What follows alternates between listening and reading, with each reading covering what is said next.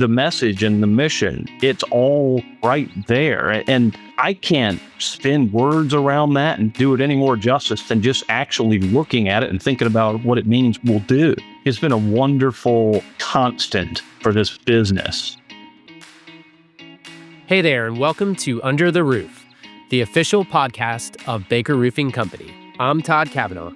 And I'm Matt Elban, and we're here to connect the dots between field and office, leadership and crew, values and action. In each episode, we dive into the stories, lessons, and updates that matter to our team. From safety and career growth to company milestones and good old-fashioned storytelling, it's all about living out what makes Baker, Baker. Let's get into it. Today, we have our very first episode of Under the Roof. We're joined by Dylan Baker, and this conversation is particularly meaningful because we're talking about one of the biggest decisions in our company's 110-year history, the transition to employee ownership through our ESOP. But this isn't going to be about technical details or financial structures. Instead, we want to hear from Dylan about what this decision means for our Baker family, our heritage, and our future. Dylan, welcome to Under the Roof. I appreciate you having me. Excited to be here. Dylan, let's get things started, kind of warmed up. Simple question. It's a question I love to know the answer to when I'm talking to people. What's the last book you've read, and what did you like about it? So I am rereading with the residential group a book called The Rebel Allocator, and it's a book that I'd shared with some members of the leadership team here as well. But it does a good job of answering questions about how is your value reflected in your pricing and in the marketplace, and tackling thorny issues of capital allocations from the perspective of people who are not financiers. It's an engaging and simple read. It's a good one. It's funny you mentioned that one. I've actually read that, and I actually really enjoyed it. It brought some simplicity to some conversations that in reality can be really difficult and challenging to have, but they break down to some really simple takeaways. So awesome book. Glad to hear that. So next question. You're a fourth generation Baker Roofing. Your great-grandfather, WP, started this company in 1915. In fact, a few weeks ago, I was able to swing by 419 Gale Street, which is where it all kind of started. It looks way different today than it did back then.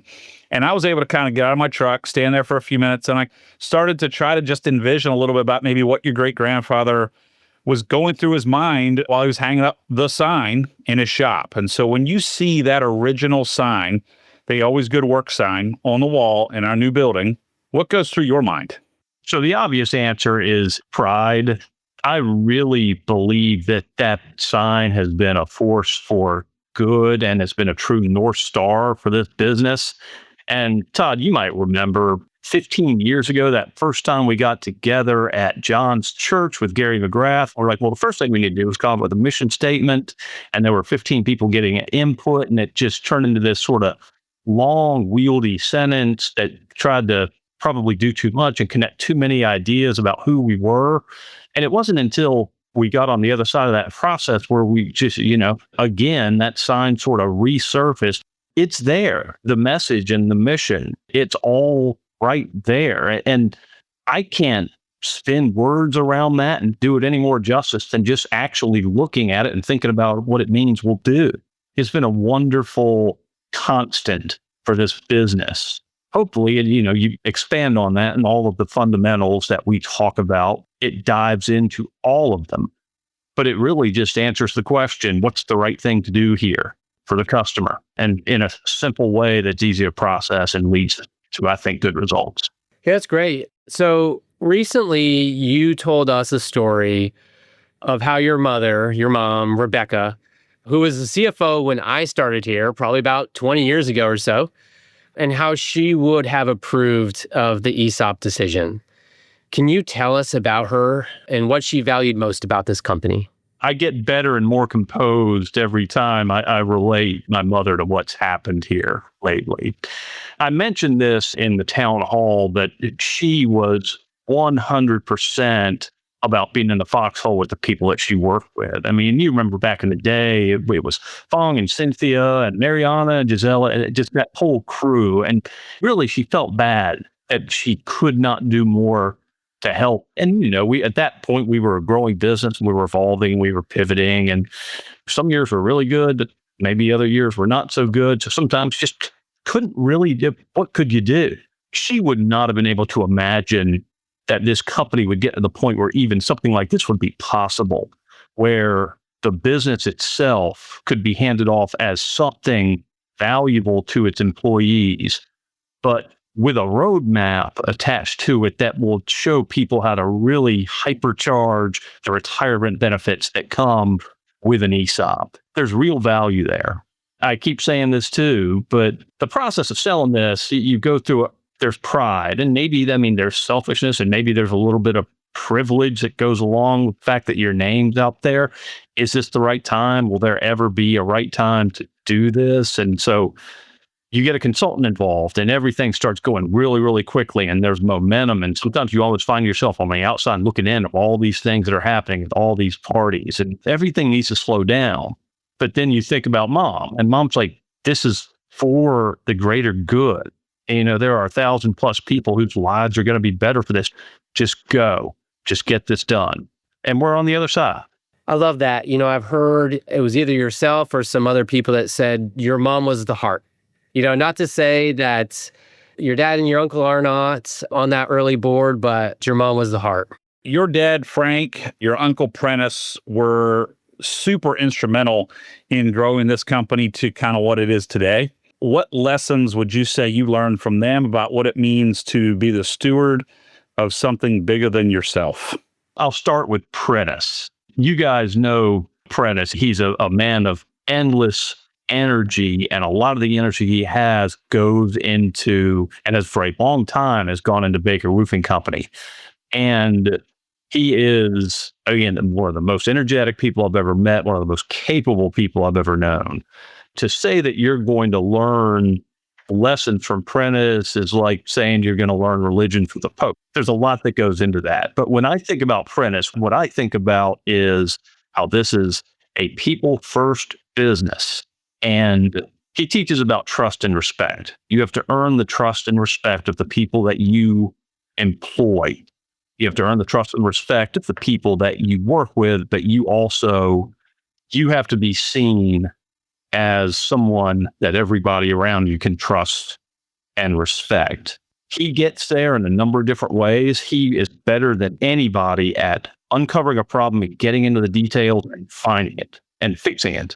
He's great at it, but he always does that with an eye towards the personal connection and from a way of teaching and not from a way of, I gotcha. That's a very valuable lesson for any organization that you want to endure. And he's the most aggressive businessman I've ever seen. And there are some good lessons to be learned there. Dad is a different person. He is very cerebral, ultra competent. Not that Prentiss is not, but he is the smartest guy in the room. He is the expert on anything that he chooses to be involved in. From growing up in a house with Frank Baker, there's some tough love there that if you didn't work at this company in the 90s and 2000s, you might be surprised to see. But he always encouraged me to be a good steward of this business, even when I did not have ownership in it. I think he was always interested in me working here, but I think that he was always interested in what back then he would have called the second 100 years. So responsibility and stewardship. It's funny that each of us probably have many stories about those guys, and I can think of simple ones about each one of them, but the funniest one for me with your dad, there was an issue on a building in Richmond, Virginia, and this was probably 10 years ago. And we decided to, somehow Frank got involved, and I don't remember exactly how, but he made the trip up to Richmond, Virginia and got up on a stepladder 10 years ago on the side of this building, looking at where the roof and the wall tied together to help figure out what was the exact problem that we needed to solve for this customer.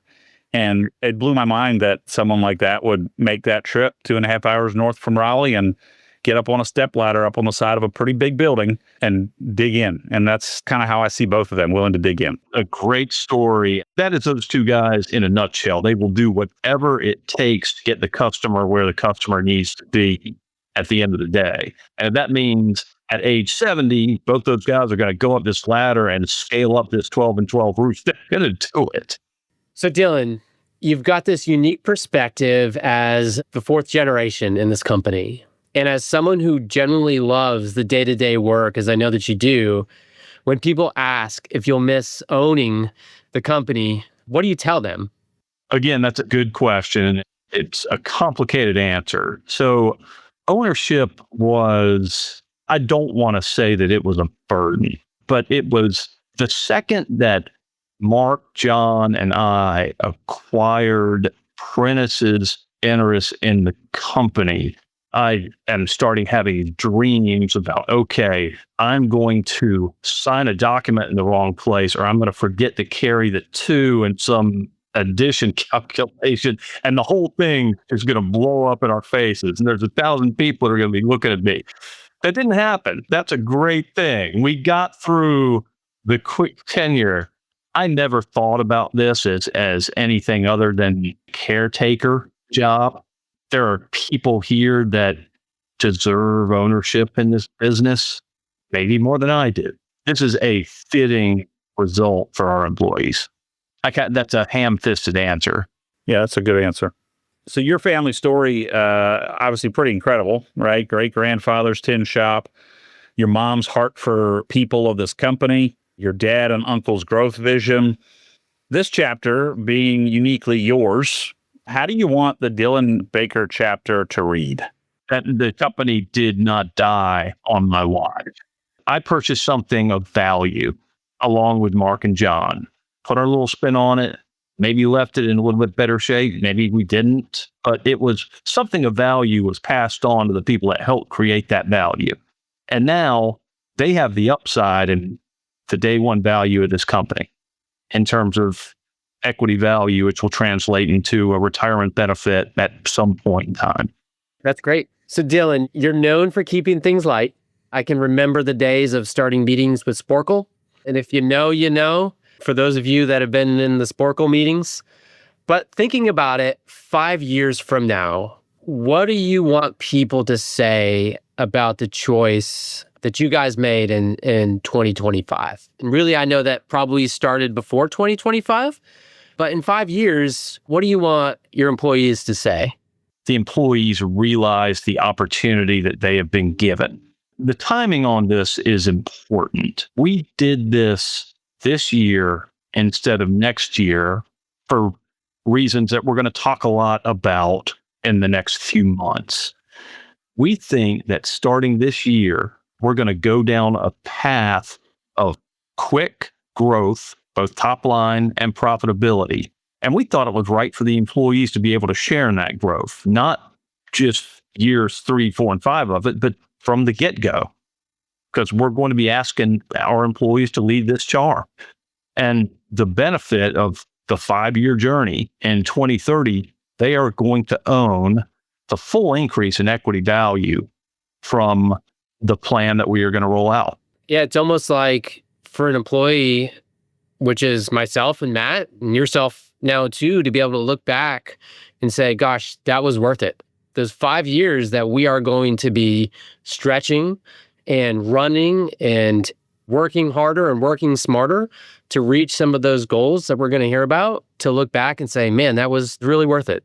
It's my hope that certainly by year 5, the yearly statement that you get with your balance is meaningful to everybody. If your mom could see you right now giving away ownership to take care of the people the way she always wanted to, what do you think the first thing she'd say to you is? She would be proud of me. She would be proud of Mark. She would be proud of John. And that gives me great comfort. She said it already, that she was not about Rebecca Baker. She was about my sister and me. She was about Dad, but she was not about herself. And she was with the people that she worked with. So she too taught responsibility. She taught selflessness. She taught stewardship. She taught charity. I was sharing this story with my wife, and she had said, this is probably going to be a really big challenge to communicate. Most people in today's day and age really don't expect a company to truly be looking out for its employees. She was even asking me questions. She's like, well, is this for real? You know, people think probably that there's strings attached. And so for the employees who are thinking, really, this kind of sounds too good to be true, how would you respond to that? The company takes on, I think, personality of leadership. There are humble servant leaders here. And I think that's why this benefit now exists. There's genuine care for the people listening to this. There's genuine desire for their lives to be better. Honestly, there's only so much that we can do. We can provide meaningful work that impacts their lives and provides a way for them to help customers with a serious need. The benefit here, I think, will be real. I think it'll be meaningful to people at the end of the day. Last couple questions. If W.P. Baker could see his great-grandson today, do you think he'd be proud? Do you think he'd be confused? Or do you think he'd be wondering where you get your sense of humor from? He was not one of the bald ones. So I think that's probably the first thing he'd look at. I might be a little bit less drunk than him. I don't know. If you were able to conjure me 100 years from now and this thing was still going strong, I would be absolutely elated. 100%. I mean, this is about, we think that this is something special enough to keep going the way that we built it, particularly in this industry. I think this industry cries out for business like ours. So it's worth protecting, and it's worth making sure this thing endures, hopefully into the next century. So, Dylan, one last question. What's on heavy rotation that you are listening to right now? Travis Scott just dropped a new album, Midnight, 2 nights ago. All right. I got to listen to that in my house. It came out at midnight and Lathan's upstairs in his room. Just blasting it. Awesome. Well, Dylan, thank you so much for taking some time with us and speaking to our employees about this big, exciting, massive change that we're all going through. I think I can speak for all, if not many of them, that I think we are incredibly grateful for the decisions that leadership has made. And I think we're also really, really exciting as to the future of now all of our company. Thank you so much. Thank you, Todd. Thank you, Dylan. Thank you, Matt. That wraps up this episode of Under the Roof. Thanks for joining us and being part of the Baker Roofing family. If you liked what you heard, share it with your crew. Hit the follow button and keep the conversation going wherever you work. We're here to keep you informed, inspired, and included, because the more connected we are, the better we work together. And as always, we'll leave you with this. We shall do good work, at a profit if we can, at a loss if we must, but always good work. See you next time.